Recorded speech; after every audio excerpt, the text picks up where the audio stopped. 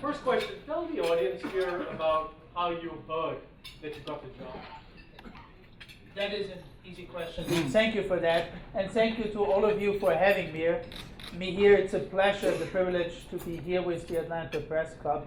I really appreciate the invitation and the ability to speak to you.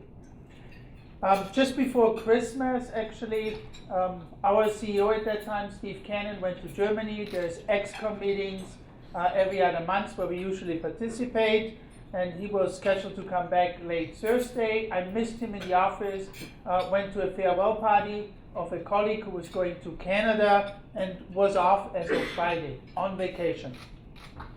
Planning to get up in the morning and fly to Austria and spend Christmas there with my wife and my son, who were flying there already, and my parents. And at 4:30 in the morning, the phone rings. Cell phone, and I look over, and it's Ola Kalenius, and Ola is the global head of sales and marketing.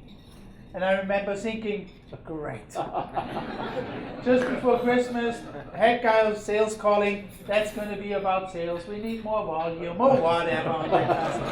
I thought for a second about not taking the call. But then he would leave a voicemail, and it's never better if you first leave a voicemail and then you call him afterwards. You can't do that. So I took the call, and the next is almost a word-by-word description. I said, good morning, Ola. He said, hello, Dietmar. I hear you're on Christmas vacation in Austria. How is Austria? I said, Ola, I'm still actually in Atlanta. I'm on vacation, but I'm still in Atlanta. I'm flying to Austria today.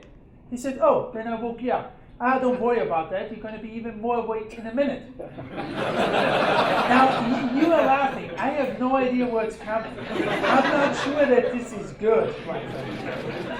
But then he says, Steve told me Wednesday night that he is leaving. I thought about it yesterday, and I've decided you should be his successor. I'm walking into the board meeting right now to collect signatures. That's pretty cool, isn't it? Yep. I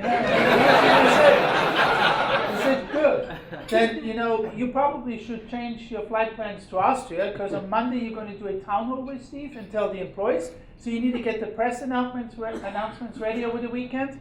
You need to do also a compliance check over the weekend. So you have interviews there, and please get a new picture for the press, because the first one is off. If you have any questions, call me. By then it was 4:32, and the conversation was ended. Now you have an operational problem. What do you do at 4:32 in the morning after such a call? I tried going back to bed. That did not work out. So I didn't want to call my wife, because she's in Michigan, and waking her up that early, and I didn't think, there's nobody else you can call either. So I went down on my treadmill and ran a 10K. I mean, you need to do something. Well, I'm glad you picked up the phone, because I had heard from a little birdie that if you had it, it would have gone to the next guy. I was glad about that too, yeah. So, speaking about the headquarters, why did Mercedes decide to go horizontal versus vertical? We were kind of expecting the 3-point star in the Atlanta skyline. Can you talk about that? We never really talked or discussed, building horizontal versus vertical. Both options were on the table, and it simply depended on the size, of the parcel of the land that we have.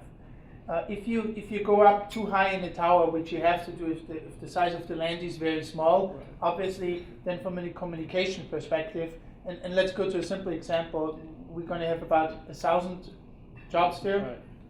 If you do like 3 floors, it's kind of like 300 a floor, and within the floor communication is easier. If you have 10 floors, it's 100 people. If you have 20 floors, it's 50 people a floor, something like that. Communication-wise, you want to have people as close together as possible. So it was about the plot of land. It is, about the land that drove it. But it's very important for us when we designed a new building. It's kind of like a new culture. It's a new area. We want to have wide open floor plans. We want people to talk to each other. We're not going to build a building where everybody has their own office that has the size of a prison cell, never sees and talks to their colleagues. We want our team members to interact with each other, to talk to each other. And I mean, we all know whether it's lunch or other things, well, what do you talk about? 90%, yeah, there's what did you do last weekend, but 90% is really about the job. And the more people talk to each other, the more on the same page, the better we are. Speaking about employees, about half your workforce is new to the company because 60%. of the 60% because of Yeah. the move. What are the challenges around that, and is that actually a good thing? Because if you're trying to change the culture or bring in sort of new blood, then this actually helps. So for everybody, we have right now in phase one, 500 people approximately here.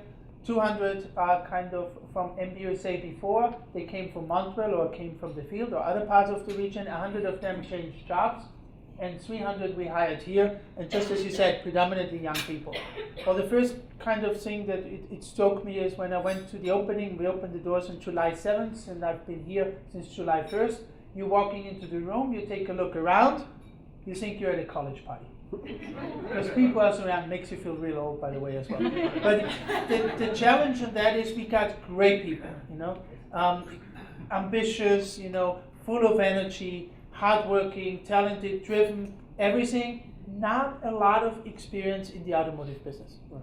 So you have to deal with that, specifically because the people that come from Montvale, 150 or whatever, who came in July, August, these colleagues have the challenge there to sell their house there, find a new house here, find schools for the kids, job for the spouse, get their life organized, keep the business running. About 30% is on board. The rest of them left us in Montreal already, and train all the youngsters. That's kind of the situation that we've had. So fortunately, we were able to do it in a way that we did not touch the field organization, the sales organization that works with the dealers, because the most important thing for us, or the objective of MBUSA is, as a sales of a marketing company, is to sell cars. And hence the interaction with our dealers is absolutely critical. So the field guys, stepped up, and you should ask some of the dealers here how they perceive, the transition phase, and try to do their best to make sure we support our dealers, we serve our dealers to the best extent possible. Ideal picture, never reach it 100%. We are aware of that, was that our dealers know we are doing it. We told them it's not a secret, but in day-to-day operation service level, they should see and feel about that as little as possible. And I think, overall, we are pretty happy, and it works extremely well to get, the young folks up to speed. So we're in a good spot. Yeah. Let's talk about electric vehicles. Yeah. You have a number of companies, traditional companies, GM, Volvo, Audi, with EV options coming in, over the next 2 or 3 years. And then you have the Valley guys, the Googles, the Teslas. Does the EV prove an existential threat to the ICE, to the internal combustion engine? What are your thoughts around that? It's a good question, I think, very difficult question to answer. In the long run, probably yes. The question is, what is the long run? And if you go back in history, if you go back 20 years ago, there were huge numbers for electric vehicles on the board that they would sell 10 years ago, 10 years out from what they made the forecasts. And it didn't quite happen that way. And the reason why it didn't quite happen is simply the batteries, the capacity of the batteries to store the electricity, didn't increase as fast as everybody anticipated. Wasn't quite like Moore's law with transistors, doubles every 2 years. I think in the last 10 years, I just heard it increased like 3-fold. And to get price competitive without any government incentives, we would have needed about 15-fold, something like that. There's some challenge, for the engineers in your college to get up to that. And it simply becomes, a question, of that. What's the price of this? It's all good and nice to have an electric vehicle. If the average consumer can't afford it, we have a problem. Second problem, and that's going to be interesting to see very soon with some of the alternative makes. What do you do with a 3 to 4 year old electric car that comes back? What price is somebody be willing to pay for their pre-owned car? Because we all know the most expensive part is the battery. That's 4 years old. Who of you would feel comfortable to buy a 4-year-old battery-driven car that might not have a warranty on their battery? That's a pretty big risk, and I don't know. So we have to see how this goes. But nevertheless, we're pushing in that direction as well. We're starting out with hybrids, and the S-Class hybrids is the first one that we're bringing now. Very, very small numbers, just on California now. Ranking them up pretty aggressively over the next 2 to 3 years. For also one other reason, the range of the new one should be around 50 miles, and for 80% of the customers on 80% of the days, that's good enough. But there is a thing kind of like this other day where you drive further. You don't want to get stuck, the infrastructure isn't there, and then you can use the gasoline engine. So the whole topic of range anxiety is not that much of an issue. So let me follow up on that. So we asked the question, in the long term, it could be an existential threat. Opine on what a long term is. Are we talking a decade, 5 years, 15 years? I think it's way more than a decade. Okay. If you go back 20 years ago, we said 10 years it's going to be 10-15%, and we are in the 1% range or so. Okay, everybody heard that, right? Yeah. Less than a decade. You said more than a decade. More than a decade. Yeah, all right. Way more than all a right. decade. If you're wrong, then we go have a sushi lunch. You buy. Yeah. Okay, good. And if you're right, you're right. Okay. You also want to have $20 for this? Do we have any banking here? What interest do we? Yeah, we'll give it to you for 10 years. That's a big wallet. All right. What are your electric offerings, Mercedes-Benz, right now? Do you have any plans for an all-electric? Right now, we have an all-electric B-Class, which we're selling only in the CEF states. Quite frankly, right now, actively, so if there's a customer in other states, we'll sell it as well, but actively promoting, we're only doing in the 10 CEF states. I think everybody is aware of the CEF states, where you get the government credits and incentives. What's the CEF state? So there are 10 states in the US. If you register an electric vehicle there, you get special credits when it comes to CO2 permits. The automaker does. The automaker does, and in the other states not. And we would sell it to customers in other states as well, no question about it, but we promote it in these 10 states. What about the CAFE requirements that are coming, the emission requirements, the stricter emission requirements? When is that, 2018? It's starting slowly. Right. I think it really going to be a tough nut to crack for the whole industry, about 2022 to 2025. And for that one, we're pushing first towards hybrids. Okay, right. But we will have full electric vehicles as well, and they're coming in about 2 to 3 years. Yeah. So related, your C-Class, the new C-Class ad has, you talk about emergency braking, autonomous features, lane control, all that stuff. Do you think that at some point we'll stop driving? All cars will be self-driving? Or is that again a Silicon Valley pipe dream? No. I think the first thing that happens, at first, to answer your question, I don't think we will always be driven. I think there will be times when we just enjoy driving, or at least, a group of us. I had the chance to drive the S-Cab, over to Augusta for the Masters on the weekend, and it's just awesome. You have to look down, you feel it. I mean, there's just something that is awesome about driving, or going out on the weekend. And I'm not a race car driver, but sometimes on the track you drive with an instructor, not racing against anybody else than yourself, and you're feeling pretty good at it, and you're thinking you're really good, and that then instructor does a hot lap with you, and you realize you're not that good at all, and so on. So there's something awesome about driving. But what's going to come on autonomous driving fairly quickly, and bluntly speaking, Mercedes, we are there, is that you drive from your house to the expressway, the car drives you on the expressway, and you drive, then again when you're getting off to your place of work or whatever the last couple of months. And our new E-Class that we are launching and selling starting in June, we have a license for autonomous driving in Nevada. That's the state we were working with, and the car has the ability. You go on the expressway, you take your hands off the steering wheel, the car follows the car in front of you, accelerates, decelerates, it steers, it does everything by itself. And please, that's the production car that does it. That's not a Silicon Valley cars with 15 sensors on top, looks like from Mars or whatever that. It's the production car that does it today. Now with that, I don't know how quickly it's going to come, because I just want to point out one funny problem, Regulation. that for everybody easy to understand what the challenge is.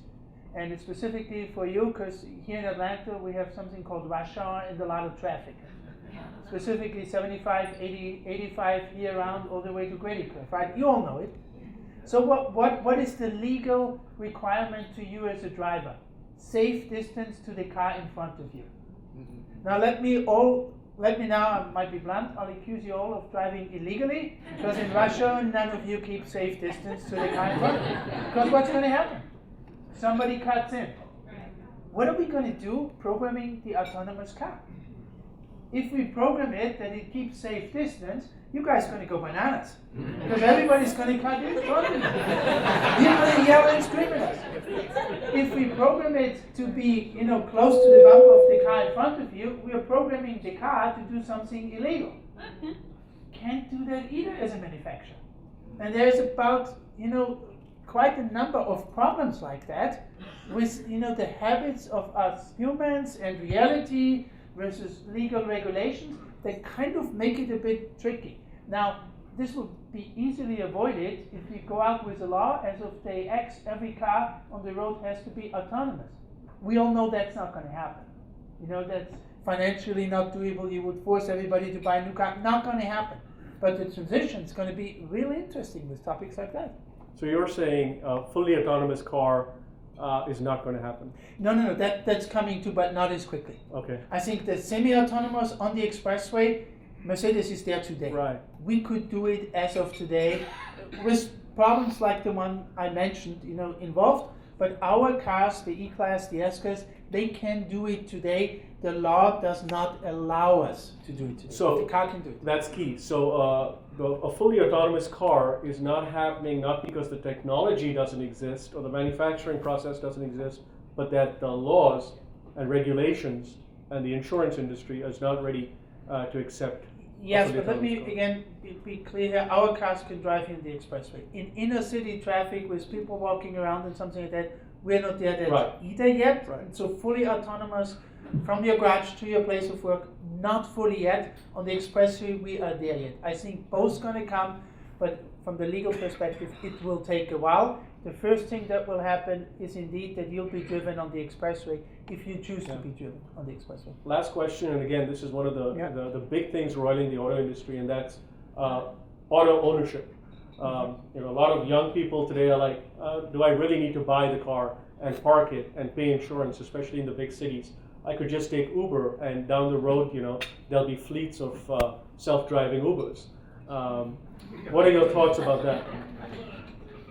Well, we've seen it in some cities that specifically among the young generation, they don't buy cars, at the same age than we bought it. Right. When I was 18 in Austria, I needed to have a car. I wanted to get around, and with good public transportation in the city, I still wanted it. You're right, the young generation might be a little bit different on that one, but by the time they're like 30, unless, you live in Manhattan or somewhere right downtown where you don't need it, the majority is still looking, to have their own vehicle. We don't see it fully changing, quite frankly, that, you have a huge amount of people who never going to get a car. Right. Yeah?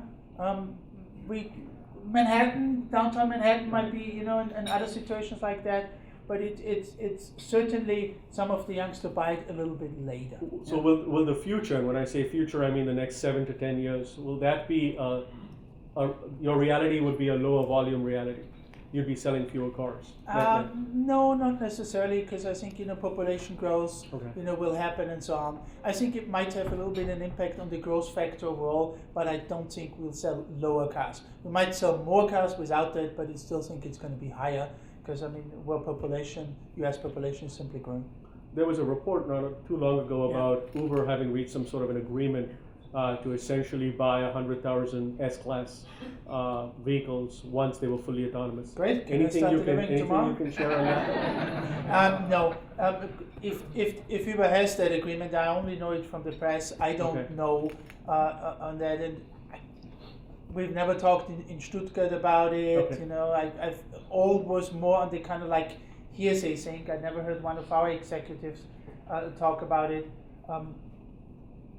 would be great. We certainly would have no issues that with Daimler, but I've not seen anything specific about it to kind of confirm that. Good.